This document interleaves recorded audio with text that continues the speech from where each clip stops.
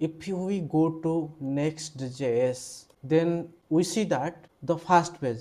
Why I take you next.js documentation? Because I want to show you how to learn next.js in depth and properly. This is the easiest and step by step structural roadmap, you can say. We can learn this like this app router you can see, and so many are there. Like if you see this, when React Foundation, from React Foundation, then pages router we can set up a next.js page, then editing page, navigation page, everything.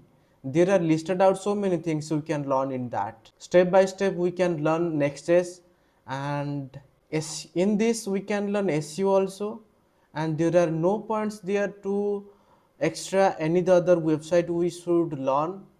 if we see if we see in next.js documentation, we can learn so many things in this. They should know the SEO part so that they can improve their website, so clients can visit their website.